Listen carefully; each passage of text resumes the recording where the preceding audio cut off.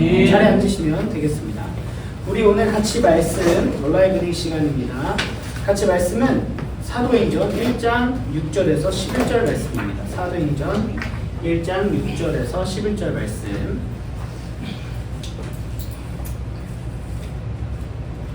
여러분 한 절, 저 한 절씩 나눠 읽고 마지막 말씀만 같이 읽겠습니다. 이거 저 소리 조금만 더 키워주세요. 저 먼저 읽겠습니다. 사도들이 한자리에 모였을 때 예수께 여쭈었다. 주님께서 이스라엘에게 나라를 되찾아 주실 때가 바로 지금입니까? 예수께서 그들에게 말씀하셨다. 때가 시기는 아버지께서 아버지의 권한으로 정하신 것이 너희가 알 바가 아니다. 그러나 성령이 너희에게 임하시면 너희는 능력을 받고 예루살렘과 온 유대와 사마리아에서 그리고 마침내 땅끝에까지 이르러 내 증인이 될 것이다. 이 말씀을 하신 다음에 그가 그들이 보는 앞에서 들려 올라가시니 구름에 쌓여서 보이지 않게 되었다. 예수께서 떠나가실 때 그들이 하늘을 쳐다보고 있는데 갑자기 흰 옷을 입은 두 사람이 그들 곁에 서서 갈릴리 사람들아 어찌하여 하늘을 쳐다보면서 서 있느냐. 너희를 떠나서 하늘로 올라가신 이 예수는 하늘로 올라가시는 것을 본 그대로 오실 것이다. 아멘. 네. 자, 오늘 말씀 함께 나누도록 하겠습니다. 우리가 예수님에 대한 시리즈로 지금 이제 벌써 네 번째, 마지막 예수님 시리즈 설교입니다. 첫 번째 제목은 가장 비극적인 탄생이었죠. 그래서 인간 예수로서의 탄생은 비극적인 삶이었고, 비극적인 탄생이었다. 네, 라는 것이었고요. 두 번째로 예수님이 누구신지 고백한, 인류 역사상 가장 위대한 고백은 뭐였습니까? 베드로가 고백한 주는 그리스도시요 살아계신 하나님의 아들. 그 고백으로 교회가 세워졌고 우리가 있을 수 있다. 우리도 야 너 예수님 뭐 믿어 하면은 예수님은 나의 그리스도고 살아계신 하나님의 아들이라는 걸 믿는다라는 고백이라는 거죠. 세 번째는 가장 위대한 반전. 우리는 다 죽음을 끝이라고 생각을 하는데 그 죽음에 넘어서 하나님께서는 인간의 능력으로는 불가능한 부활을 통해서 우리를 새롭게 하셨다. 그래서 예수님의 부활만이 아닌 우리 삶에서도 우리도 부활시켜 주시는 그 믿음을 갖고 우리는 날마다 새롭게 된다. 그러면 마지막으로 가장 확실한 약속이라는 제목을 가지고 말씀을 나눠보도록 하겠습니다. 여러분, 약속이라는 것은 좀 어떻습니까? 약속은 신뢰를 의미하죠. 특히 커플들 사이에서 약속을 잘 안 지키면 어때요? 굉장히 열받죠. 그렇죠? 네, 약속. 근데 여러분 생각을 해보십시오. 어떤 사람과 내가 약속을 했는데 별로 안 중요한 사람이야. 예를 들어서 그냥 밥 한 번 먹자 했는데 그냥 난 인사치레 했어. 그냥 밥 한 번 먹자 했는데 걔가 언제요? 해버렸어. 그래서 그냥 시간 될 때 해서 저 이때 됐는데 이렇게 왔어. 일단 잡을 수밖에 없게 되죠. 그래서 이렇게 잡았어. 근데 약간 나는 사실 막 그렇게 간절하지 않고 바쁜데 막 이럴 때 약간 이런 고민하죠. 그냥 만나지 말까? 이런 생각도 하죠. 근데 커플이거나 내가 소중하게 생각을 하거나 내가 꼭 만나고 싶은 사람이야. 그러면 만사를 다 지키고 꼭 가죠. 그런 거죠. 예배도 약속이라고 생각을 하신다면 여러분들이 하나님을 만나러 이 자리에 온다라고 생각을 하신다면 알 수 있겠죠. 약속이라는 거는 그냥 상호간의 계약 정도가 아닙니다. 왜 우리가 서운함을 느끼냐면 약속은 뭐냐면 내가 너를 다른 무엇보다 소중히 여겨 라는 의미예요. 내가 그 무엇보다 너가 첫 번째고 우선이야. 그러니까 커플 간의 약속이 깨지면 왜 서운해요? 너는 나를 가장 소중하다고 말만 하면서 실제로는 안 지키기 때문인 거죠. 약속 말 100번 해봤자 실제로 한번 지키는 거 따라갈 수가 없죠. 그런 거죠. 저도 교회 오겠다는 약속 많이 받았습니다. 개척하면 많이 오겠다 그리고 언젠가 가겠다.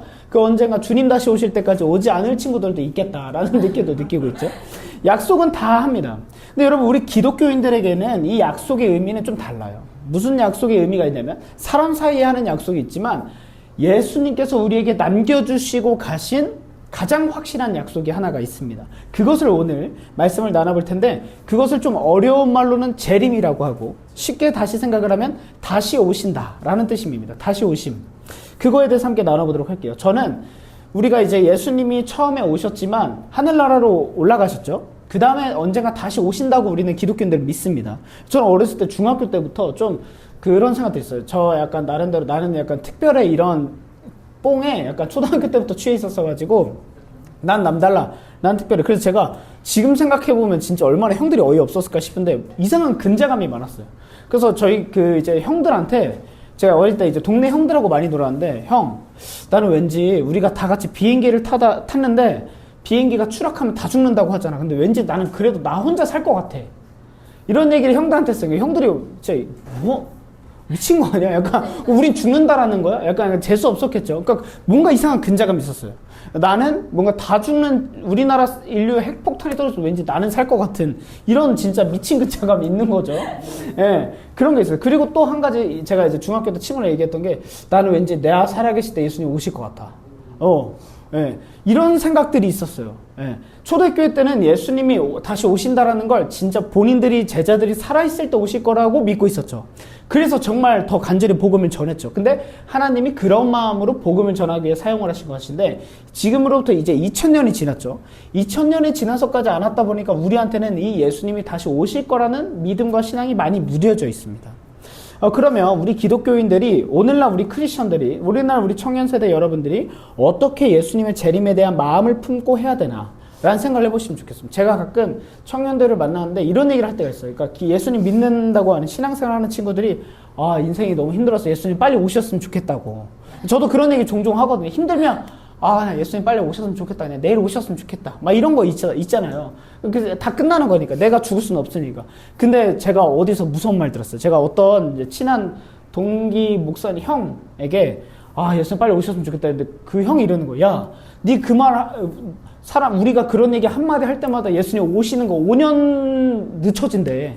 그래서 아직까지 안 오시는 거래. 그리고 그 말 듣고 나니까 못 하겠더라고. 지가 해버리면 또 5년 또 늦게 오신다 생각해버릴 수 있죠. 이건 이제 그냥 웃자고 하는 얘기들이죠. 그럼 여러분들은 진짜 예수님의 재림을 바라십니까? 만약에 예수님이 이제 올해 오신다. 만약에. 그럼 오셨으면 좋겠어요, 정말? 말로는 예수님 오셨으면 좋겠다 하지만 진짜 오셨으면 좋겠습니까? 못 해본 게 많은데, 그죠? 못 가져본 거 많은데, 못 사본 거 너무 많아. 못 먹어본 거 너무 많잖아. 네. 간절한데, 그쵸? 예수님의 재림에 대해서 우리가 함께 의미를 나눠봤으면 좋겠습니다. 첫 번째로 예수님이 부활하셨다라는 것까지가 저번 주에 설교였는데 그러면 부활하신 후에 예수님의 행적이 어떻게 되셨을까를 같이 말씀으로 보도록 하겠습니다. 읽어주세요. 시작. 예수께서 고난을 받으신 뒤에 자기가 살아계심을 여러 가지 증거로 드러내셨습니다. 그는 40일 동안 그들에게 여러 차례 나타나시고 하나님 나라에 관한 일들을 말씀하셨습니다. 예수님이 딱 부활하셨습니다. 예수님이 딱 부활하시고 나니까 어떻게 됐냐면 정말 제자들이 실제로 엄청 놀랬죠. 그리고 진짜 예수님이 부활하셨구나. 예수님이 진짜 그 메시아구나. 그리스도라는 걸 이제 목격하게 됐습니다. 근데 예수님께서 부활하신 다음에 바로 하나님 나라 가신 게 아니에요. 40일 동안 부활하신 다음에 이 땅에 사셨는데 왜 그러셨을까요? 왜 그랬냐면 여기 말씀이 나왔다 했죠. 자기가 살아계심을 여러 가지 증거로 드러내시려고. 네. 그러니까 이거예요. 만약에 예수님이 부활했다고 하는데 부활하자마자 바로 승천해버리면 못 본 사람들이 너무 많잖아요. 그러면 예수님이 부활하셨다라고 할 때 그거 아시죠? 혼자만 부활했다고 하면 약간 이상해지잖아요. 여러분들 예수님 안 믿는 분들이 교회 오는 거 왜 중요합니까? 밖에서는 예수님 있다고 하면 진짜 이상한 애네 이럴 수 있는데 교회에서는 예수님 없다고 하면 제가 이상한 사람이 되잖아요. 그 은은한 잔잔바리 가스라이팅이 굉장히 중요하다라는 거. 네. 예수님이 부활하시고 40일간 제자들과 함께 시간을 보내시면서 수많은 사람들에게 보여지시면서 부활을 증명하시는데 그 제자들 중에서도 의심이 많은 삐딱선 타는 애가 한 명 있었어요. 제가 봤을 때 이 제자는 오늘날 따지면 약간 오늘 세대의 약간 젠지 느낌이에요. 예수님 제자들 중에 젠지. 누구냐? 바로 도마죠, 도마. 예수님 부활하셨다 해서 12제자들이 다 엎드리고 주님 제가 배신해 죄송합니다 이러고 있는데 도마 혼자 주머니 딱 손 넣고 야 뻥치지 마. 뭐 부활을 해. 내가 그 양반 따라가봐 훌륭한데 부활을 어떻게 말도 안 되는 소리 하고 있어. 부활아 이렇게 약간 말해서 잠깐만 부활을 어떻게 해. 약간 이러는데요. 그래서 도마가 뭐라 그러냐면 야 내가 예수님 그 손 구멍 난 거 봤으니까 여기에 손가락 넣어보고 옆구리 창 찢어진 거 봤으니까 거기에 손 넣어보지 않으면 나 안 믿어 라고 했단 말이에요. 근데 갑자기 그 말을 딱 했는데 예수님이 딱 나타난 거야. 나타나시더니 너 그러면 내 진짜 손과 옆구리에 넣어봐 해서 그 유명한 그림이 있죠. 도마가 진짜 넣어보죠. 순수한 거예요. 내가 진짜 넣어보면 믿을겠는데 예수님 진짜 나타났어. 그러면 바로 어떻게 해야 돼? 죄송합니다 주님 엎드려야 되는데 넣어봐 이거. 주세요? 넣어봐도 돼요? 하고 진짜 이렇게 넣어보죠. 진짜 구멍 나네. 예수님 살아났네 이러죠. 예수님 뭐라고 하시냐면 야 믿음 없는 자가 되지고 말고 믿는 자가 되라 하니까 그때야 도마가 나의 주님이십니다. 나의 하나님이십니다. 엎드립니다. 그러면서 예수님 한마디 더 남기시는데 보지 않고도 믿는 사람이 복이 있다라고 말씀하세요.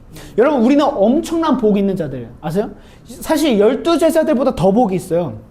12제자들이 예수님하고 같이 지냈으니까 믿지. 우리는 예수님 못 봤잖아요. 여기서 예수님 보았다 손 들어보실래요? 위험해집니다.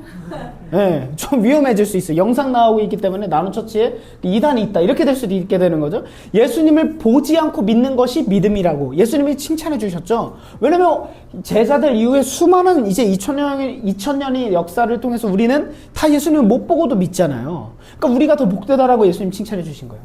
근데 예수님께서요 여기 마지막 말씀에 보니까 뭐에 관한 일들을 말씀하셨다고 나와 있죠? 하나님 나라에 관한 일들. 여러분 제가 이제 저번 주에도 말씀을 드렸습니다. 예수님이 사역을 하시면서 저번 주에도 말씀을 드렸는데 첫 번째로 선포한 메시지가 뭐였죠? 회개하라 천국이 가까이 왔다라고 선포를 하셨습니다. 근데 이제 예수님이 올라가시기 전까지 말씀하신 게 뭐예요? 하나님 나라라는 거예요. 하나님 나라. 예수님은요 사실 우리를 너 이렇게 해야 돼 안 하면 뭐 혼나 벌 받아 이렇게 말씀하신 적이 없어요. 계속 끊임없이 우리에게는요 하나님 나라를 말씀하셨어요. 하나님 나라를. 그러면 하나님 나라가 뭐냐?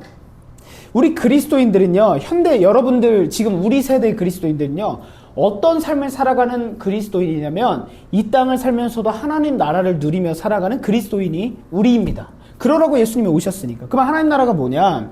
하나님 나라는요, 우리가 대부분 영어로 heaven이라고 생각을 해요. heaven. 그래서 죽어서 예수님 믿고 죽으면 천국 가는 곳이라고 생각을 해요. 그 하나님 나라도 있습니다. 그러나 예수님께서 이 땅에 오심으로 해서 킹덤 오브 갓이죠. 하나님의 왕국이에요. 뭐냐면 예수님이 이 땅에 오셨죠. 이 땅에 오셨다라는 걸 어떤 의미가 있냐면 예수님이 이 땅에 오심으로 인해서 하나님 나라가 시작이 된 거예요. 예. 그래서 뭐가 되냐면 죄와 죽음이라는 끝이라는 이 죄와 죽음을 아무도 넘어설 수 없었는데 이걸 깨뜨리신 분이 누구죠? 부활하심으로 예수님이. 예수님이 약속하셨죠. 성령님이 너에게 임할 거다. 성령님이 임하셨죠. 그런 것처럼 이 땅의 모든 권세가 다 깨지고 예수님으로 인해서 새로운 나라가 시작이 된 거예요. 그래서 우리는 새 언약 백성, 어려운 말로 새로운 약속의 백성들이다. 예수님이 오실 거야라고 했는데 왔죠. 그리고 이제 우리에게 남겨진 약속은 뭐예요? 내가 다시 갈 거다. 그 사이에 우리가 있죠. 이거를 조금 어려운 말로 여러분들 좀 있어 보이고 싶으면 영어로 already but not yet. 이미와 아직 사이를 우린 살아간다 이 말이에요. 조금 어렵게 느껴지실 수 있는데 뭐냐면 이미 예수님이 오셨죠. 근데 예수님이 다시 오시는데 다시 오셨습니까? 안 오셨습니까? 그러니까 아직 오시지 않은 예수님 사이를 우린 지금 이 사이를 공간을 살아가고 있는 거예요. 그거 아세요, 여러분? 제가 어디 조사를 보니까 우리나라에만 재림했다라고 하는 예수님이 29분이 계신대요. 네, 자기가 재림 예수를. 근데 너무 놀랍죠? 우리나라에만.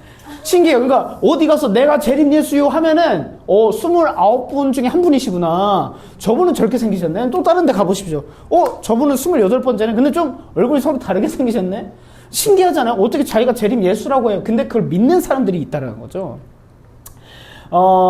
하나님 나라에 대한 말씀을 선포하셨는데 이미라 그랬죠. 그래서 우리는 이미 있는 세대, 이미 하나님 나라가 침노해서 도달한 세대에 살고 있습니다. 그래서 죄와 죽음의 권세가 이미 깨졌고 성령님이 이미 임하셨습니다. 그리고 교회가 이미 세워졌습니다. 그리고 이미 하나님의 통치 안에서 우리는 살고 있다. 즉 뭐냐면 나는 이 땅에 살지만 하나님 나라를 살고 있어 라는 건 무슨 의미냐면 이 대한민국 시민으로서 우리는 이 나라의 법을 지키며 살아가죠. 그래야 됩니다. 그렇지만 우리는 그거 위에 계신 하나님의 통치를 받아가며 살아간다라는 고백인 거예요. 이게 왜 우리에게 은혜가 됩니까? 이게 왜 우리에게 감사함이 됩니까? 나 혼자서로는 살아갈 능력이 작잖아요. 내 값어치와 내 능력치는 사실 작잖아요. 근데 내 힘이 아닌 하나님의 능력, 하나님의 통치, 하나님의 인도하심을 따라서 살아간다라고 우리는 믿기 때문에 하나님 나라의 백성으로 살아가는 것이 우리에게 은혜인 거예요. 근데 여러분, 그러면 나는 하나님 나라 백성으로서 살아가. 내 능력은 부족하지만 날마다 기도하고 은혜로 또 교회 사람들이 함께하는 기도로 누군가 힘들다고 하니까 막 밥도 사주고 막 이런 은혜를 누리면서 살아가요. 그래서 하나님 나라의 가치관은 뭐냐면요. 가난한 자, 즉 가난한 자를 쉽게 표현하면 뭘까요? 그냥 이 땅에서의 루저들. 그리고 애통하는 자, 그러니까 우는 자들이에요. 자꾸. 찌질한 자들, 그리고 온유한 자, 바보죠. 이 땅에서 온유 착하면 어떻게 돼요? 착하면 빙신이죠, 빙신. 예? 착하면 바보잖아요. 근데 예수님이 이렇게 말씀하셨죠. 그런 자가 복이 있다. 부자가 복이 있지 않아. 민성아. 물질을 가졌다고 복이 있지 않대요. 예수님은 지금. 네가 너무 슬픈 일이 많아? 그런 게 복이 있어. 너 온유해서 맨날 손해보는 것 같아? 너가 복이 있어. 봐보세요. 세상의 가치관과는 정반대되는 개념인 거죠. 또 예수님 뭐라고 말씀하십니까? 누구든지 높아지고자 하면 어떻게 된대요? 낮아질 거래요. 근데 너가 낮아지고자 하면 내가 너를 높여줄 거래요. 이게 하나님 나라의 법칙이에요. 그러면 우리는 이 땅에서 이렇게 사는 거예요. 그러니까 우리가 세상 사람들이 이상하게 보이겠죠. 야, 너 일요일날 그냥 편히 쉬어야지. 왜 굳이 교회를 가? 왜 굳이 수원에서부터 여기까지 와? 뭐 이런 것들이 세상 사람들이 이해가 안 되지. 예수님 안 믿는 사람들은. 그러나 우리는 이것이 복이다. 나는 이 은혜가 내게 더 커. 교회 오는 기쁨이 나에게 더 큰 걸? 이라고 표현을 할 수 있는 것이죠. 하나님 나라의 법칙이 있습니다. 힘으로 살아가는 게 아니라 섬김으로 살아가는 거예요. 내가 지금 하나님 나라를 누리나 하는 건 내 힘과 내 명예와 내 부를 쌓고 싶어 하는 건 세상의 개념입니다. 근데 그런 거를 내가 갖고 있다 하더라도 그걸 통해서 남을 섬기려고 하죠. 이게 하나님 나라의 법칙이에요. 두 번째, 지배가 아닌 나눔으로 살아가요. 세상은 지배하려고 하죠. 통제하려고 해요. 너 똑바로 해. 야, 너 어디 막 이렇게 통제하려고 하죠. 이제 우리 토니가 3주간 훈련소로 가서 이제 5월 3주간 못 와요. 가서 얼마나 많은 지배를 받겠습니까? 계급의 무서움을. 훈련병이면 이등병도 함부로 쳐다볼 수 없는. 끔찍합니다, 정말. 훈련병 때는 저는 어떤 생각으로 버티는 훈련병 훈련이 은근히 힘들어요. 사실 다 가는 줄 알았는데 가보고 나니까 은근히 힘들더거든요. 제가 어떤 생각을 했냐면 진짜 막 구보하거나 이렇게 막 행군할 때 너무 힘든데 제가 생각했던 좀 너무 죄송합니다. 하찮은 형들을 생각했어요. 야, 걔도 나왔는데 그래 버티자. 근데 생각보다 힘드네. 그러면서 막 존경스러워져요. 사회에서 별 볼 일 없다 생각했던 사람도 전역했다고 하니까 와, 리스펙. 이게 생긴단 말이에요. 세상은 지배하려고 하는데 기독교인들은 어떻습니까? 그리스도인들은 나누어요. 내 걸 가지려고 하는 게 아니라 너 이거 필요해? 자기 것도 막 나눠주고 너 돈이 없어서 밥을 굶는다고? 야, 내가 사줄게. 막 계속 사줄게. 여러분, 우리 교회에서 한번 돈 없다고 한번 해보세요. 밥 사주는 사람이 얼마나 많이 있나? 예? 이런 사랑을 좀 누리셔야죠. 우리 다윗이 이번에 수요일날 카페 갔는데 돈 냈어요, 안 냈어요? 알게 모르게 리더들이 다 내버렸단 말이에요. 이런 하나님 나라를 누릴 수 있다. 그 다음에 조용히 하세요. 조용히 하세요. 계급이 아닌 가족으로 살아간다. 예. 계급이 아닌 가족. 그러니까 세상은 계급 나누잖아요. 나는 높은 사람이 넌 낮아. 그럼 내 말 따라. 이렇게 하는데 가족으로서 누리는 거예요. 교회 사람들 뭐 그냥 얼마 안 받는데 밥 사주고 서로 밥 먹고 나눠주고 막 하는 게 다 하나님 나라죠. 그래서 기독교인들은 낮은 자 위에서 살아가는 것이 아니라 낮은 자를 위해서 살아가는 것이 크리스천인 줄 믿습니다. 그러면 이제 우리는 이미와 아직 사이, 이미 임한 하나님 나라와 아직 완성되지 않은 하나님 나라를 사이를 살아간다라고 하는데 이거를 조금 더 쉽게 표현을 하면 어떤 의미냐면 지금은 약혼, 재림은 결혼식이에요. 무슨 의미냐면 여러분, 예를 들어서 우리가 약혼을 맺었어요. 만약에 우리 두 분이 약혼을 맺었다고 칩시다. 결혼을 약속을 한 거죠. 근데 진짜 결혼했어요, 안 했어요? 안 했죠. 그러면 약속을 했으니까 누구도 건들면 안 되는 거지. 그쵸? 약혼자니까 함부로 누가 대시하면 어떻게 돼요? 누가 갑자기 가다가 그러니까 마음에 든다고 주호 우리 자매님을 번호를 따려고 해요. 그러면 남친 가만히 있어, 안 있어요? 슈프림 모자 집어 던지지. 약간 가만히 못 있죠. 어떻게 그럴 수 있어? 왜냐면 약혼을 했으니까. 그러면 우리 주호 자매님이 주면 돼요, 안 돼요? 안 되죠. 약속을 했으니까. 근데 여러분, 약혼을 했다고 하더라도 결혼된 정말 결혼식까지 한, 혼인신고까지 한 그 부부의 권한은 있어요, 없어요? 없어요. 혜택을 받을 수 없어요. 그쵸? 이거인 것처럼 지금은 우리가 약혼을 한 거예요. 즉 예수님이 다시 오시겠다라는 약혼을 했어요. 근데 아직 다시 오시진 않았어요. 그때 그 결혼식이 언젠지 몰라요. 그래서 결혼돼서는 온전하게 부부로서 권위를 누리며 살 수 있는 것처럼 그 전까지 우리는 지금 삶을 살아가고 있는 거예요. 그러면 약혼한 부부가 가장 소망하는 건 뭐예요? 빨리 결혼하고 싶다. 이거죠. 네, 그런 것처럼 우리는 그 결혼식 예수님의 다시 오심을 기다리는 삶을 우리는 자연스럽게 살아가는 거예요. 왜? 아직 결혼식을 안 하니까 너무 아쉬운 거예요. 더 사랑하니까 더 같이 있고 싶은데 못 있는 거예요. 같이 매일매일 보고 싶은데 아직 결혼식을 안 했으니까 못 하는 거예요. 이 아쉬움. 더 예수님을 알고 싶고 더 진하게 만나고 싶고 더 예수님과 온전히 함께하고 싶은데 그럴 수 없으니까 이 아쉬움 때문에 우리는 예수님의 재림을 기다리는 겁니다. 그러면 이 말씀을 들은 제자들의 반응, 하나님 나라에 대한 설교를 계속 들었잖아요. 예수님한테 직접 들었잖아요. 근데 그 제자들의 반응이 어떻습니까 지금? 시작. 사도들이 한자리에 모였을 때 예수께 여쭈었다. 주님께서 이스라엘에게 나라를 되찾아 주실 때가 바로 지금입니까? 지금 제자들이 모였을 때 여쭈었다라고 하는 건 뭐냐면 긴박하게 반복해서 물어보는 거예요. 지금 예수님 아니, 그러니까 지금 예수님 제자들이 뭐 어떻게 하는 거냐면, 아니 예수님 알겠는데 뭐 하나님 나라고 보고 오케이 좀 말씀 많으시네, 잠시만요, excuse me 한 다음에 이제 자기들이 진짜 궁금한 거, 그러면 이제 이스라엘 우리를 되찾아주는 게 이제 이때입니까? 부활하셨습니까? 지금 이건 뭘 물어보고 있냐면, 제자들이 갈망한 건 뭐였어요? 자신들이 엄청난 힘과 명예와 권력, 계급, 지배 막 이렇게 힘을 갖는 거였죠. 세상의 개념이 계속 있었던 거예요, 제자들은. 근데 이걸 바라고 있어요. 그래서 뭐예요? 이스라엘에게, 우리 지금 로마에 식민지 당하고 있는 우리를 해방시켜주고 광복을 해주고 우리나라에게 다시 엄청난 힘을 주는 게 이때입니까? 라고 물어보는 거예요. 근데 지금 예수님과 제자들이 대화가 되고 있어요? 초점이 다르죠. 지금 예수님 얼마나 답답하셨겠어요. 내가 너네들한테 직접 얘기했는데, 근데 제자들은 계속 이제 되는 거예요? 이제 되는 거예요? 그러면 저는 예수님이 이제 우리나라 이제 황제가 되면 저는 이제 제가 막 이제 뭐 예를 들면 뭐 국회의원하고 뭐 장관하고 뭐 이런 거 계속 이런 생각만 하는 거예요. 여러분, 우리 크리스천들에게 중요한 거 있습니다. 지금 제자들은요, 여전히 과거의 영광에 머물러 있어요. 다윗 왕의 시대의 영광에 머물러 있어요. 잘못된 거죠. 우리 그리스도인은요, 과거의 영광에 머물면 안 됩니다. 좀 더 이해하기 쉽게 설명해 드릴까요? 여러분, 과거의 연인에게 머물면 안 됩니다. 현재 연인에게 머물러야죠. 그렇죠? 현재 사람에게만 집중해야 되죠. 지금 연애를 하면서 자꾸 과거를 나 걔가 나 좀 많이 예뻐해줬는데 뺨 한 대 맞죠? 이러면 큰일 나죠. 아찔하죠. 네, 제가 커플들이 있어서 눈을 못 마주치겠는데, 네. 그런 것처럼 과거로 살아가는 게 아니라, 크리스천들은 과거의 영광에 머문 것이 아니라 날마다 새롭게 새 몸을 입었다, 새롭게 된 존재다, 새 하루를 살아간다, 오늘을 살아가는 존재로 우리는 앞과 오늘을 살아가는 존재가 크리스천입니다. 과거의 영광 따위는 없어요. 예수님이 어디 말씀에 내가 옛날에 이런 말 쓴 적 있어요? 예수님의 어떤 말씀에도 과거 영은 없습니다.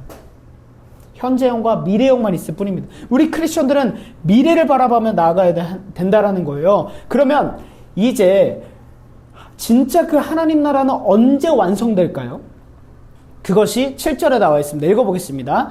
예수께서 그들에게 말씀하셨다. 때나 시기는 아버지께서 아버지의 권한으로 정하신 것이니 너희가 하나님 나라 언제 임한다고요? 니네 알 바 아니다. 아니 예수님이 이렇게 말씀, 니네 알 바 아니야. 그러니까 왜 그러냐? 그게 중요한 게 아니에요. 지금 예수님 얼마나 힙하십니까? 예수님 이제 완성되는 겁니까? 근데 니네 알 바 아니고 가만히 있어. 예수님 이제 이렇게 말씀하시는 거예요. 니네 알 바 아니야. 내 권한도 아니야. 예수님도 모르시는 거예요.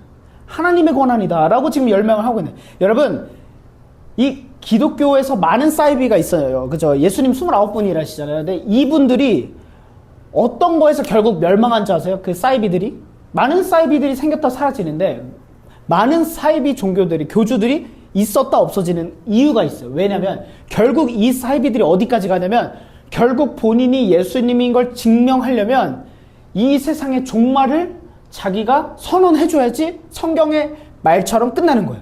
그러니까 사람들이 생각이 있으니까 내가 재림 예수다 하면은 그러면 진짜 이 땅에 오신 겁니까? 근데 보세요.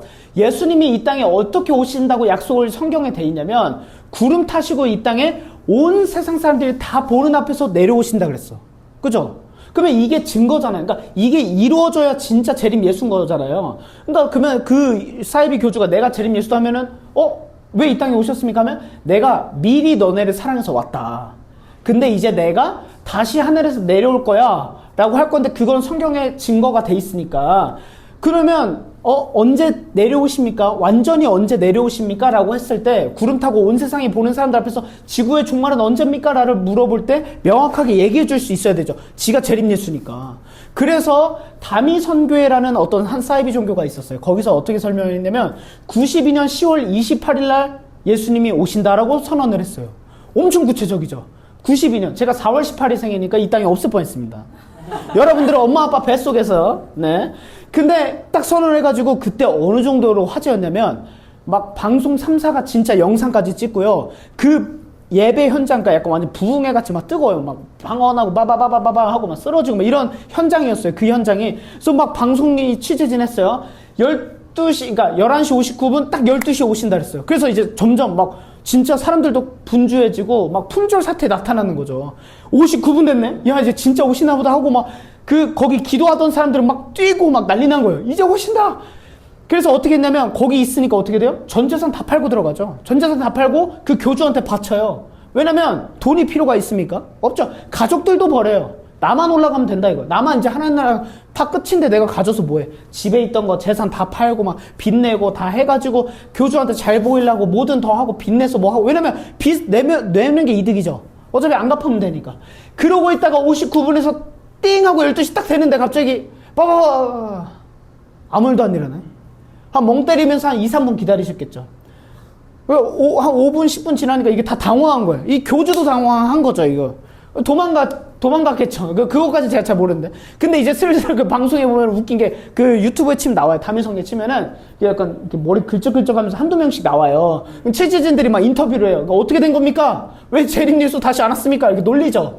왜 멸망한다면서요? 왜 이렇게 진짜 살아나오셨습니까? 올라가셔야지. 막 이러니까 아니 뭐 아직 때가 아닌가 봐요. 막 이러면서 나와요. 진짜로. 그러면서 여러분 우리가 이 때에 관심을 가지지 않아야 되는 건 이 사이비들이 다 보여주고 있어요. 언제 오실 거라는 게 우리가 증명이 되죠. 예를 들면 올해 12월 31일에 오신다고 생각을 해보십시오. 여러분들이 오늘에 집중하시겠습니까? 아니죠. 그냥 내가 살고 싶은 거, 내가 갖고 싶은 거에 더 집중한단 말이야. 인간의 본능이. 못한 거 다 먹어봐야지, 민성아. 그죠? 31일 날 오시기 전까지 빚내가지고 미슐랭 다 투어해야 될 거 아니에요. 안성재 셰프 만나야 될 거 아니에요. 이게 더 중요하지는 거죠. 그러므로 우리에게 이 종말론에 있어서 시한부 종말론, 언제 예수님이 다시 오실 거라는 그때는 중요하지 않습니다. 네. 그걸 믿게 되면 우리 삶은 다 망가지는 거예요. 일상이 망가지는 거예요. 그래서 여러분 이만희가 한 가지 다른 게 있는 거 뭔지 아세요? 오늘날 살아남은 사이비 종교들 있죠. 사이비 종교들이라고 교주가 궁금하시면 유튜브에 다비드남 이미테이션이라는 제가 약간 코로나 시국 때 약간 혼자 빡 돌아서 약간 신천지 디스곡 한번 내는 게 있는데 네, 거기에 보시면 나오는데 제가 그때 공부했을 때 이만희 교주가요 어떤 걸 알고 있었냐면 이만희 교주가 왜 교주가 될 수 있었냐면 사이비 맹신자였어요. 그러다가 계속 공부를 하다 보니까 한 가지 한 거예요. 내가 사이비가 우리 종교가 유지되려면 내가 교주로서 유지하려면 어떻게 되냐면 절대 시한부 종말론은 하면 안 된다. 언제 예수님이 오신다라는 걸 선언하면 안 된다라는 걸 알고 얘기 안 하고 있는 거예요. 네. 그러니까 지금 교주들 지금 사이비도 살고 있는 거죠. 여러분 예수님이 언제 오실지는 하나님만 아시고 우리에게 알 바가 아닙니다. 우리에게 중요한 건 뭐냐면 때와 시기가 중요한 게 아니에요. 즉 오늘 하루도 하나님 나라를 누리면서 살아가는가가 중요한 것입니다. 하나님은 그걸 바라보세요. 여러분 우리 그리스도인들이 이렇게 생각해야 돼요. 하루하루 그냥 지나보내는 삶이 아니에요. 그냥 그래 오늘 하루만 버티자. 하루도 버티고 내일 야 그래 이번 주야 이제 토요일 얼마 안 남았다. 이렇게 흘려보내면서 살아가는 시간이 그리스도인들의 시간 아닙니다. 우리 그리스도는 뭐냐면 하루하루를 하나님께 차곡차곡 쌓아서 올려드리는 삶이에요. 하나님 제가 오늘 하루도 하나님이 새날을 허락하셨습니다. 우리는 이렇게 믿죠. 내가 잠자고 눈 떴을 때 눈 뜰 거라는 보장이 없잖아요. 그러니까 우리는 아침에 일어나면서부터 하나님께서 새 하루를 허락하셨습니다. 다시 태양이 뜨게 하셨고 다시 달이 질 거라는 걸 믿습니다. 하나님께서 내 호흡을 연장해 주셨고 전에 호흡을 허락하셨으니 저는 오늘 하루도 하나님의 나라를 누리면서 하나님의 영광을 위해 살겠습니다가 우리 크리스천들의 고백이죠. 그렇게 생각을 하면 하루하루를 버리는 삶을 살 수 없는 거예요. 쉬더라도 그래도 하나님의 영광을 생각하면서 하나님께 올려드린다는 생각으로 살아가고 최선을 다하게 되는 것이죠. 하루하루를 온전하게 하나님 나라로 누리며 살아가는가 가 중요한 것입니다. 그러면 내 하루하루를 살아가려면 내 힘만으로 가능해요? 열심히 살아본 사람들은 하는 말이 있어요. 여러분 프로와 아마추어의 차이가 있는데 아마추어들은요 어떠냐면 다 자기가 할 수 있을 거라는 착각을 해요. 예. 저도 이제 음악을 처음 시작할 때 막 만들고 너무 재밌을 때는 야 나 이거 전 세계 찝어 먹을 것 같은데 내가 에미는 넘어설 것 같은데 라는 엄청난 착각을 합니다. 근데 이제 음악을 만들고 데뷔를 해보고 무대에 서보고 막 활동을 하다 보면 어떻게 되냐면 프로라고 하지만 이미 활동을 하는 프로라고 하지만 자기네 한계를 끊임없이 느껴요. 은퇴할까? 나 이제는 음악적 재능이 없는 것 같아. 역량이 없는 것 같아. 안 해본 사람만 근자감이 넘친다니까요. 해본 사람은 자기가 얼마나 부족하고 연약한지 알아요. 내가 최선을 다해봤는데 나의 능력이 진짜 부족하구나, 연약하구나. 나 어디 또 새로 이직하면 잘할 수 있을 줄 알았는데 쉽지 않은 거야. 막 그런 삶을 끊임없이 경험하는 거예요. 나의 힘으로 살아가는 게 부족하니까 예수님이 올라가시면서 우리에게 선물 하나 주십니다. 그 말씀이 바로 다음 말씀이죠. 읽어보겠습니다. 시작. 그러나 성령이 너희에게 내리시면 너희는 능력을 받고 예루살렘과 온 유대와 사마리아에서 그리고 마침내 땅 끝에까지 이르러 내 증인이 그러면 우리가 어떻게 살아갈 오늘 하루를 하나님 나라로서 살아갈 능력이 어디서 나옵니까? 내 힘이 아니라 누구에게서 나온대요? 성령님이 임하시면 성령님이 너에게 임하시면 어떻게 되냐면 우리에게는 첫 번째로 능력을 갖게 된대요. 능력. 여기서 능력을 받고라고 했죠. 여러분들 예수님 믿어서 성령님이 여러분들에게 임하시면 어떻게 되냐면 우리는 다 능력이 있습니다. 이 능력이라는 말의 어근은 어디서 나온 줄 아세요? 다이너마이트 알죠? 다이너마이트와 같은 어근이에요. 엄청난 폭발력 있는 능력. 다이너마이트가 그 당시에는 가장 센 폭탄이었죠. 그러니까 오늘날 따지면 핵폭탄 같은 거죠. 네. 그러면 이 핵폭탄 같은 능력이 성령님의 능력이다라고 표현을 하는 거예요. 뭐가 됩니까? 있는 것을 다 무로 만들어버릴 수 있죠. 핵폭탄 하나 떨어지면 어떻게 됩니까? 우리 증발, 사라지게 되죠. 즉 성령님의 능력은 뭐냐면 작은 나로 살아갈 능력이 아니라 정말 폭발할 것 같은 그 능력으로 나를 살게 하시는 능력. 나는 오늘 하루 인간으로서 너무 지치고 힘들어서 아무것도 안 하고 싶었는데 성령님이 내 안에 계시니까 하나님의 능력 안에서 그래 내가 그래도 하나님의 사람인데 오늘 그래도 말씀 하나라도 읽고 잘까? 잠깐이라도 기도해볼까? 이런 아무것도 안 하고 싶었던 내 인간의 욕망에서 뭔가 하나하나씩 시도해보고자 하는 능력. 여러분 이것은 엄청난 능력이 필요해요. 제가 이제 어떤 유명한 CEO가 한 말이 있는데 뭐냐면 일을 시킬 때요. 어떤 한 사람은 일을 엄청 많이 하고 있어요. 이미. 어떤 한 사람은 아무것도 안 하고 쉬고 있어요. 누구에게 일을 시킬까요? 안 하고 있는 사람한테 시켜야 되잖아요. 근데 이 CEO는 너무 똑똑한 사람이에요. 뭐라고 하냐면 이 사람한테 시키지 말고 이 사람한테 시켜야 된다. 왜? 이미 이 사람은 일하고 있는 모드라서 시키면 힘들어해도 하긴 한대요. 아무것도 안 하고 있는 사람 어떻습니까? 나 오늘 아무것도 안 할 거야. 나 쉴 거야. 나 전화하기만 해. 나 휴가 써서 이러고 있는 사람한테 시키면 어떻게 돼요? 안 한다는 거죠. 일하는 모드가 아니니까. 아무것도 안 하고 있을 때 여러분 일어나는 것도 쉽지 않죠. 오늘 쉬어요. 그래서 딱 자고 일어나자마자 눈 떠가지고 인스타 키면서 릴스 보면서 혼자 웃다가 친구한테 공유하다가 이것도 재미없는데 하고 2시간 지났어 이미. 근데 일어날까 하고 벌떡 일어난 거 쉽습니까? 힘들어요. 근데 성령님이 우리에게 임하신다는 건 뭐예요? 아무것도 안 하는 나에게, 무와 같은 나에게 뭔가 할 수 있는 시도, 뭔가 할 수 있는 도전적인 마음, 뭔가 해보고자 하는 열망을 허락하신다는 거예요. 그것이 이런 거예요. 저는 이런 말 많이 듣죠. 사람은 안 변한다. 사람은 안 변한다. 사람은 바꿔 쓰는 거 아니다. 저도 그렇게 생각합니다. 사람 잘 안 변해요. 근데 저는 경험한 게 있어요. 일단 저부터 변화되었습니다. 성령님, 예수님을 믿은 다음부터 제 삶이 변화됐어요. 어떻게 변화되냐면 여러분 예수님 믿는다고 갑자기 180도 확 변하는 게 아니래요. 두려워하지 마십시오. 우리를 사랑하셔서 예수님이 갑자기 얼굴을 바꾸신다고 그러지 않으세요. 내 모습 그대로에서 아주 조금씩 바꾸시는 거예요. 단 1도가 바뀌는 거예요. 1도. 아주 조금. 근데 그게 어떻게 돼요? 장기적으로 가면 점점 큰 차이를 만들어내듯이 나만을 위해서 이기적으로 살아가던 삶에서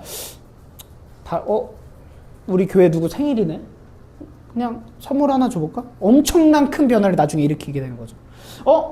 그 사람 생각나는데 얘 오늘 시험인데 연락해서 그냥 카톡 시험 잘 보라고 기도한다고 한마디 해줄까? 이런 사소한 변화가 우리의 삶을 엄청나게 바꾼다. 이걸 누가 하게 하신다고요? 성령님. 선한 양심을 우리에게 찔러주세요. 그래서 예수님 믿기 전에는 쓰레기 버리는 것도 아무렇지도 않았어. 근데 예수님 믿고 나니까 쓰레기 버리면 갑자기 찔려요. 이걸 성령님이 하게 하시는 거예요. 우리의 삶을 온전한 삶으로 인도하시는 것이 성령님이 하신다는 능력입니다.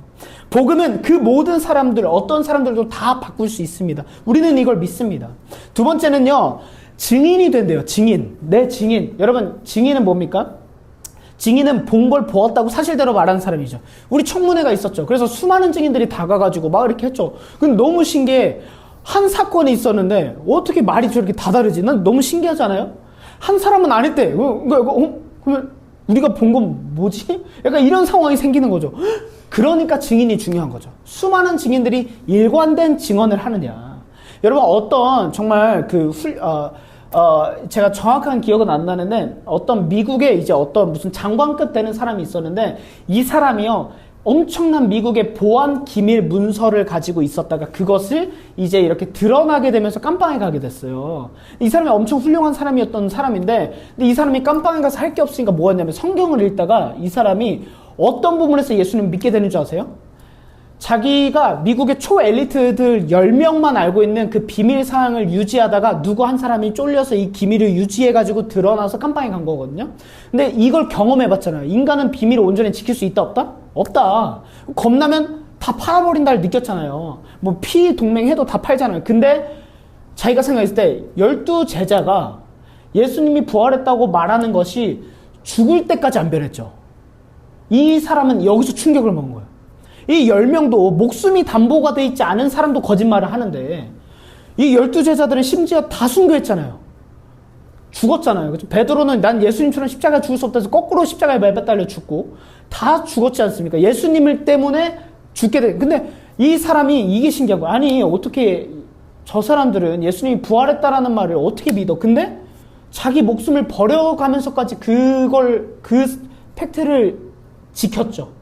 여기서 이 사람이 놀라가지고 예수님 믿었대요. 이건 진짜일 수밖에 없구나. 그리고 이건 인간의 능력이 아니구나. 저 사람들이 저렇게 죽어나간 거 지키려고 했던 건 인간의 능력이 아니구나라고 믿게 되었대요. 증인은 어원이 어디냐면 순교자의 어원입니다.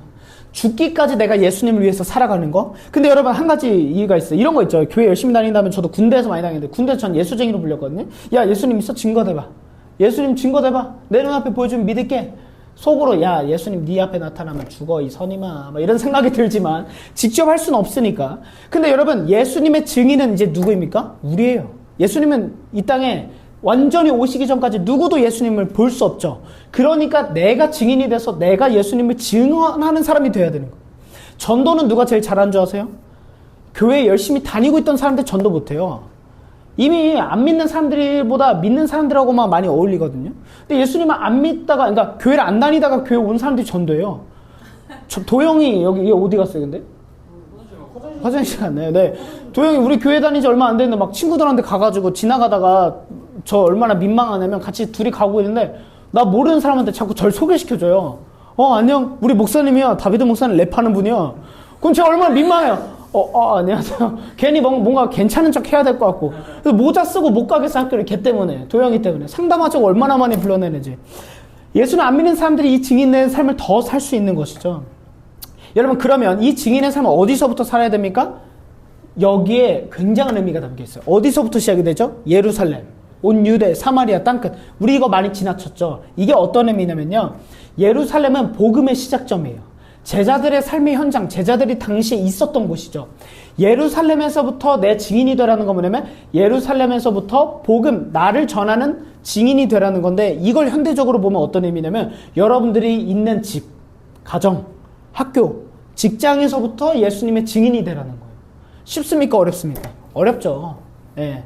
지금 일 나한테 짬처리 당해가지고 열받아 죽겠는데 일하고 있는데 기도가 나옵니까?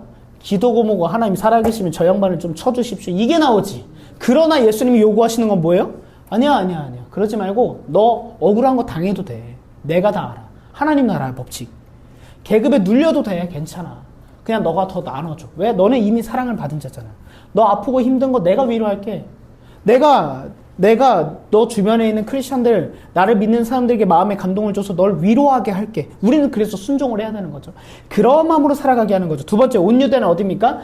예루살렘을 포함한 이스라엘 전체죠. 즉 우리로 따지면 대한민국이고, 대한민국에서 예수님의 증인으로 살아가야 됩니다. 또 좀 더 구체적으로 우리 세대 청년들에게, 네, 우리 세대 청년들에게, 뭐 민성이 친구들, 직장 동료들뿐만 아니라 뭐 민성이의 모습을 통해서 우리가 막 간증하는 것도 유튜브에 올리고 하죠. 근데 막 그런 말이 나오면 안 되겠죠. 증인이라고 해놓고 앞에서 막 간증할 때 너무 거룩한 척, 막 저도 설교하다 뭐 이러다가 갑자기 나가가지고 아씨 오늘 진짜 힘드네. 뭐 담배가 나쁘다라는 게 아니에요. 제가 이렇게 한다 생각해 보십시오. 그래서 나 진짜 약간 진짜 약간 막 이렇게 막 안 좋은, 그리고 막 사기치고. 그러면 안 되겠죠. 우린 증인이니까. 사마리아는 어딜까요? 우리가 가장 적대시하는 사람들이에요. 직장 상사가 될 수도 있겠고, 진짜 원수들, 진짜 저 사람만 없으면 나 진짜 천국일 텐데, 이렇게 생각하는 사람들이에요. 즉 우리가 혐오하고 무시하고 차별하는 대상들. 심지어 우리 기독교와 가장 큰 이슈들이 뭐예요? 동성애 하는 사람들도 우리는 사랑해야 되죠. 그 사람이 잘못된 거 아니잖아요. 죄가 악하다고 우리는 믿지 그 사람이 나쁜 거 아니잖아요. 그러면 동성애자들에게 함부로 야 동성애 하는 사람 들어 이렇게 하는 게 아니라 제 주변에도 있습니다. 그런 사람들하고 여러분 밥이라도 한번 먹어보시고 그런 사람들이 진짜 어떤 마음인지 헤아려 보십시오. 그리고 기도하십시오. 하나님 제가 이들을 사랑할 수 있는 마음을 주십시오. 네. 사랑해야죠. 다 사랑하고 품어야죠. 우리에게 혐오하고 무시하고 차별의 대상들이 사마리아예요. 마지막 땅끝은 어딥니까? 온 세상이죠. 즉 온 세상까지 우리 복음의 증인으로서의 삶은 첫 번째가 가정, 직장, 학교 여러분들이 있는 곳에서부터 온 세상까지 다 한 군데도 빠짐없이 여러분들이 예수님의 증인이 되어야 된다는 거예요. 여러분들 아니면 지금 뭐 베드로가 있습니까? 바울이 있습니까? 요한이 있습니까? 없어요. 여러분들이 증인으로 살아가야 된다는 겁니다. 즉 복음은 내 안에 기쁨으로만 머물 수 없고 반드시 흘러가야 된다. 그래서 그 오버플로잉을 가지고 우리가 오늘 마지막 주 나노데이죠. 나노데이여서 나가서 봉사활동하고 각자 친해질 겸 볼링도 치는 이런 시간을 갖는다. 여기서 한 분 빠지면 우리가 팀이 안 맞는다라는 거 좀 아쉽네요. 볼링 같이 꼭 쳐주시면 너무 좋겠습니다. 클린업도 하시고 이런 세상에 우리의 기쁨과 사랑을 흘려보내는 것이죠. 예수님의 때에 대한 대답은 뭐였습니까? 한 줄로 요약하면 성령을 받고 그 능력으로 너가 증인돼서 너가 있는 곳에서부터 오늘을 착실하게 살아가라. 이거예요. 오늘을 살아가라. 그러면 이 말씀을 하신 다음에 그들이 보는 앞에서 들려올려가 이제 진짜 예수님이 들려올려가시는 장면이 보여진 거예요. 예수님이 딱 이렇게 보는데 내가 이제 땅끝까지 내 증인이 되리라 하시고 이제 올려져 가시는데 여기가 수동태예요. 즉 무슨 말이냐면 예수님이 혼자 아이언맨처럼 푸시가 아니라 그냥 그 자체로 들려 올려가셨대요. 하나님께 들려 올려진 거죠. 수동태로. 때가 돼서 들려 올려가신 거예요. 근데 여러분 예수님은 우리를 버리고 가신 것입니까? 아니죠. 우리에게 약속을 주셨고 또 우리를 내버려 두지 않는 성령님을 보내주시면서 올라가신 것. 끝까지 우리를 사랑하시고 책임져 주시는 예수님이신 거죠. 그러면 예수님이 올라가실 때 그 다음 어떤 장면이 일어났냐 읽어주시면 감사하겠습니다. 시작. 예수께서 떠나가실 때 그들이 하늘을 쳐다보고 있는데 갑자기 흰 옷을 입은 두 사람이 그들 옆에 서서 쳐다보고 있는데 뭐냐면 계속 응시하고 바라보고 있대요. 하늘을. 이거는 뭐냐면 미련하게 지금 제자들이요 하늘만 보고 있는 거예요. 예수님 올라간 보이지도 않는 구름에 가려서 예수님 가셨네. 이제 어떡하지? 이러고 살고 있는 거예요. 근데 여러분 이걸 가지고 천사가 꾸짖습니다. 무슨 의미냐면 여러분 예수님을 믿는다고 하면서 하늘만 바라보고 사는 거 어리석은 짓입니다. 이거는요 온유한 게 아니에요. 착한 게 아니에요. 가난한 게 아니에요. 멍청하고 잘못된 거예요. 예수님 이거 원치 않습니다. 천사가 뭐라고 말합니까? 갈릴리 사람들 어찌하여 하늘을 바라보고 있냐? 왜 하늘 쳐다보고 있어? 니네 지금 이럴 때야? 니네가 이제 증인이 돼서 나가서 예수님을 전하며 살아야지. 왜 하늘만 보고 있어? 지금 이렇게 꾸짖는 거예요. 너희를 떠나서 하늘로 올라가신 예수는 하늘로 올라가신 것을 너희가 본 그대로 다시 오실 거야. 그러니까 너네는 때도 모르니까 이 땅에 있는 동안 이제 너네는 하늘 보고 언제 오세요? 이게 아니라 니네 삶에서 예수님의 증인으로 살라고. 너네 직장, 너네가 만나는 사람들, 뭐 남자친구, 여자친구, 주변 친구들, 가족들에게 크리스천으로서 너가 본이 되는 삶을 살라고. 라고 지금 얘기하고 있는 거예요. 여러분 우리는 믿습니다. 예수님은 다시 오신다라는 거. 그거를 기다린다라는 것은 뭐냐면 하늘 보고 주여 오시옵소서라고 하는 건 멍청한 짓입니다. 이거 크리스천 아닙니다. 잘못된 신앙이에요. 하나님 주여 오시옵소서 주님 오실 때까지 제가 오늘 하루를 최선을 다해 살아가고 주님께 올려드리는 삶을 살겠습니다라고 고백하는 게 우리는 크리스천인 줄 우리는 믿습니다. 그럼 예수님의 재림은 뭘까요? 여러분 초림과 재림 사이 네, 제가 표로 제가 만든 건 아니고 제가 보내서 우리 은비가 깔끔하게 만들어줬는데 고생 많습니다. 예. 예수님 초림과 재림 사이 초림은 뭐냐면 처음 오셨을 때 예수님 이 땅에 2000년 전에 오신 것과 재림은 다시 언젠가 오실 텐데 예수님은 여전히 우리와 함께 하십니까? 안 하십니까? 함께 하시죠. 그걸 어떻게 알고 있어요? 예수님의 영이라고 불리는 성령님이 우리와 함께 하시니까 예수님은 언제나 우리와 함께 하시죠. 근데 재림은 어떤 거냐면 영적인 사건이 아니에요. 성령님이 이 땅에 오신 건 영적인 사건이었죠. 근데 재림은 실제적인 사건으로 구름 타고 직접 오시겠다. 즉 성경에 어떻게 되어 있냐면 모두가 보는 앞에서 예수님께서 직접 이 땅에 내려오시는 것, 천군 천사들과 함께 내려오시는 것을 모든 사람이 볼 것이다 라고 선언되어 있습니다. 새로운 존재가 오는 게 아니에요. 천사가 내려오는 게 아니에요. 천사 내려와도 우린 벌벌 떨 텐데 예수님이 직접 다시 내려오신다는 걸 명확하게 약속하셨습니다. 신약 성경에만 300번 이상 예수님의 재림에 대한 말씀이 나와 있어요. 놀랍죠? 재림은 상징이 아니라 실제적 사건이며 우리에게 주어진 가장 확실한 약속. 하나님께서 여러분들에게 약속하신 것을 하나라도 어기신 게 있습니까? 성경에 약속된 게 어겨진 게 있습니까? 모든 것이 성취되었죠. 그러면 우리는 믿습니다. 누군가 내 옆 사람이 나에게 약속한 거를 단 한 번도 어기지 않았어요. 철저하게 지켰어요. 그럼 그 사람 믿는다고 하죠. 사람도 믿는데 신실한 하나님께서 우리에게 약속하셨으면 내가 다시 갈 거야. 믿을 수밖에 없습니다. 초림과 제사살. 초림은 예수님이 2000년 전에 오신 사건이죠. 재림은 언제 올지 모르는 미래 사건입니다. 초림은 뭐였습니까? 목적은 뭐였습니까? 예수님이 우리를 위해서 죽어서 우리를 구원하기 위해 오셨죠. 근데 심판을 위해서 오십니다. 무서워요. 지금은 우리가 야, 나 원하면 교회 갈게 이렇게 생각을 하죠. 예수님이 이 땅에 오시면 어떻게 될 줄 아십니까? 심판이 이제 시작이 되는 거예요. 심판. 여러분들이 지은 죄, 나의 죄의 대가, 심판이 일어납니다. 두려워 벌벌 떨 수밖에 없겠죠. 모습 어떻게 됩니까? 겸손한 아기의 모습으로 오셨죠. 예수님께서 응애하고 태어나셨죠. 근데 어떻습니까? 영광의 왕으로 구름 타고 천사와 함께 이 땅에 오십니다. 감히 엎드려 절할 수밖에 없을 것입니다. 반응 어땠습니까? 사람들에게 거절당하고 십자가에 못 박히셨죠. 우린 자꾸 이것 때문에 예수님 이렇게 생각해요. 예수님 다시 오셔도 하찮을 것 같다는. 아니에요. 예수님 이 땅에 오시면 우린 모두 무릎 꿇고 주라고 시인할 수밖에 없습니다. 역할, 구속자, 우리 죄를 대신 지셨죠? 이제 어떻게 되십니까? 왕이자 심판이자 심판관으로서 이 땅에 오셔서 우리에게 절대 우리에게 비참한 모습 절대 없습니다. 여러분, 우리가 왕이 이 땅에 왔을 때 조선시대만 해도 어때요? 왕이 행차하면 다 엎드려 절했죠? 그 이상일 것입니다. 마지막, 교회와 관계, 교회를 탄생시키셨죠? 이제는 교회를 완성하러 오시는 겁니다. 이게 초림과 재림의 사건이에요. 여러분, 예수님은 반드시 오십니다. 하나님은 그 어떤 약속도, 성경에 있었던 구약의 어떤 예언도 하나도 이루어지지 않은 게 없으며 우리에게 나는 신실하다라는 걸 수천 년의 역사를 통해 신실하게 다 보여주셨습니다. 그렇다면 우리는 정확하게 저는 믿습니다. 예수님은 진짜로 이 땅에 오실 것입니다. 모두가 보는 앞에서 직접 오실 것입니다. 그런데 한 가지, 우리는 그걸 언제 오실지 알지 못합니다. 그러니 예수님의 재림을, 예수님이 다시 오심을 기다리는 우리의 태도는 어떻게 해야 될까요? 오늘을 착실하게 살아가는 삶인 것이죠. 오늘을 착실하게 살아가는 거. 여러분, C.S. 루이스라는 유명한 학자가 이런 얘기를 했습니다. 다시 오시는 예수님은 아기로 오시지 않는다. 이번에는 심판자로 오신다. 그리고 그분이 오실 때 선택의 시간이 끝났다라는 것을 우리는 알아야 한다. 무섭지 않습니까? 이제 네 마음대로 살았던 거 다 끝이야. 그 정말 재림의 때가 있을 거라는 걸 말하고 있는 것입니다. 여러분, 마지막 이제 말씀 하나만 읽고 이제 설교로 마무리하려고 하는데요. 요한계시록, 성경의 마지막 요한계시록이거든요. 요한계시록 22장이 마지막 장입니다. 거기에 있는 성경 맨 마지막 말씀이에요. 창세기 1장의 1절이 뭐죠? 태초 하나님이 천지를 창조하시니라 해서 마지막 말씀이 여기에요. 같이 읽어보겠습니다. 시작. 이 모든 계시를 증언하시는 분이 이렇게 말씀하셨습니다. 그렇다 내가 고백하리라. 아멘. 오십시오 주 예수님.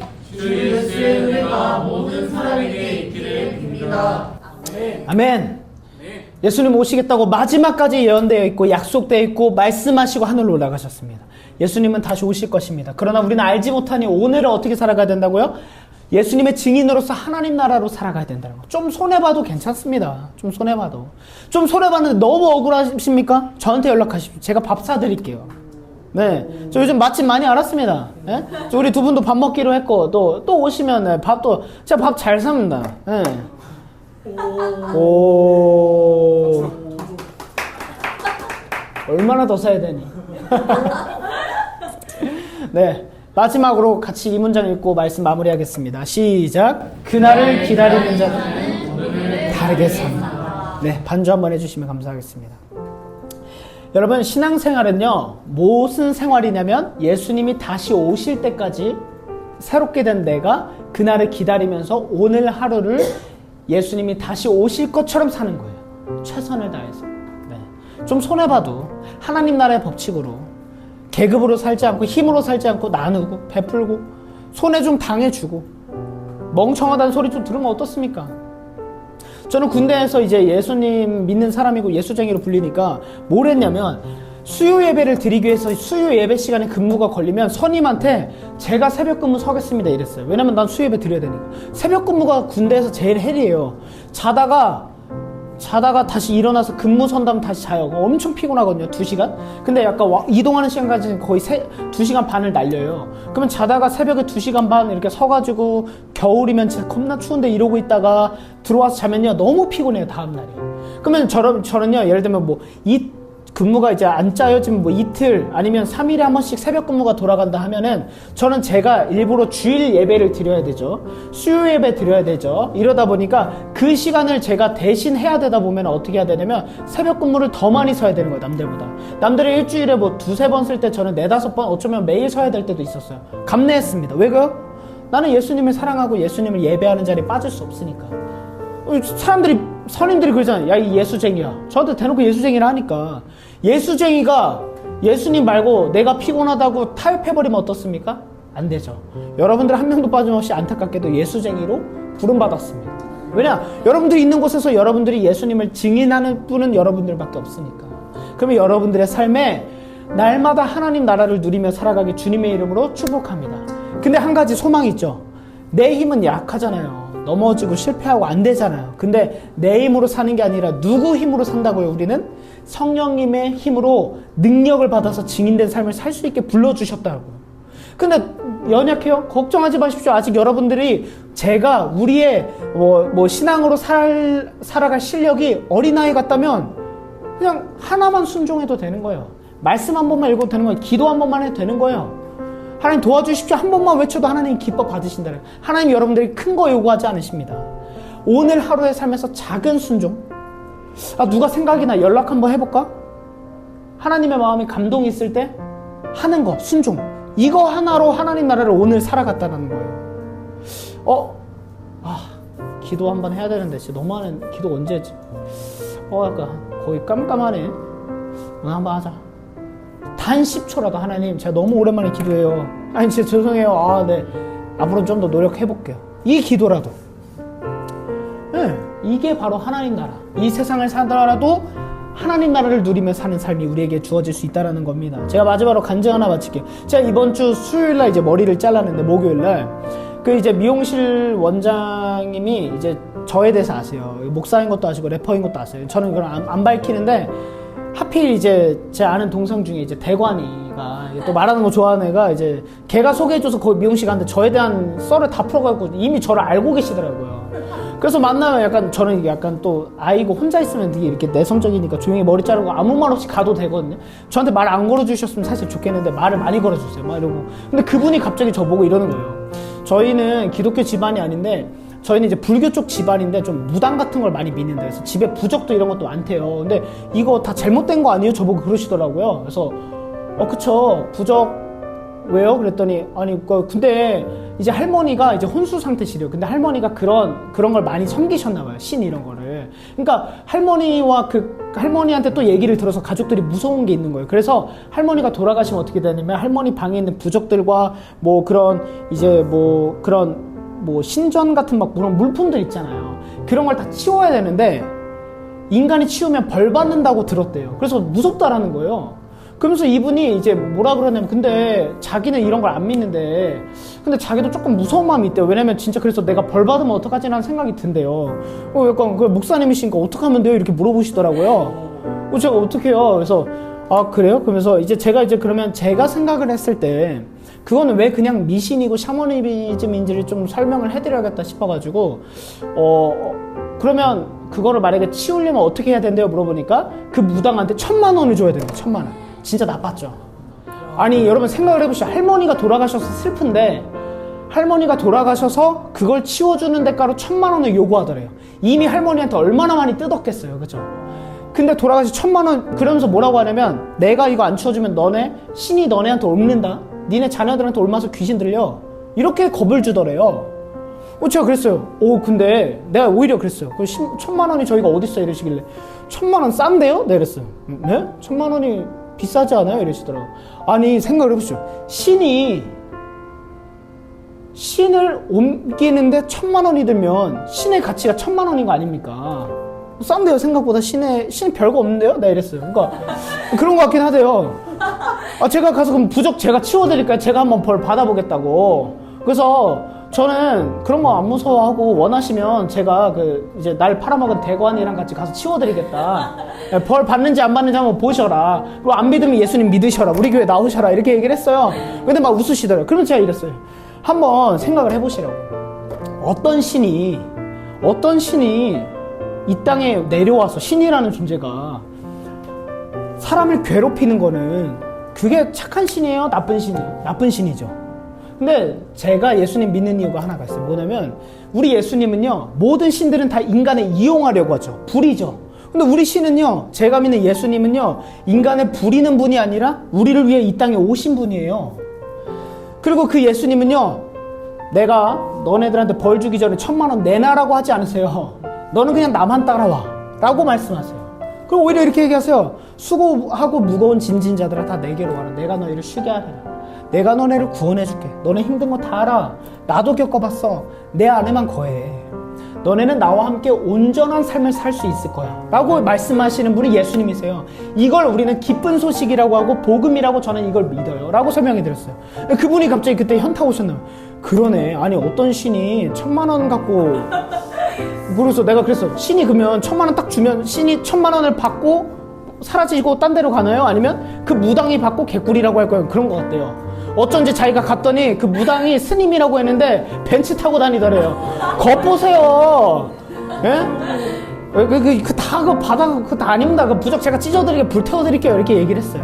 여러분, 세상에서는요, 신이라고 하는 존재들은 인간을 두렵게 떨어서 날 복종해 지배하려고 합니다. 근데 하나님, 예수님 어떠셨어요? 여러분들이 지배하십니까? 아니죠. 여러분들을 위해 사셨습니다. 여러분들을 위해 죽으셨습니다. 그리고 여러분들을 위해 다시 오시겠다고 약속하셨습니다. 다시 안 오셔도 돼요. 예수님은 여러분들 사랑해서 다시 오시겠다고 약속하신 거지.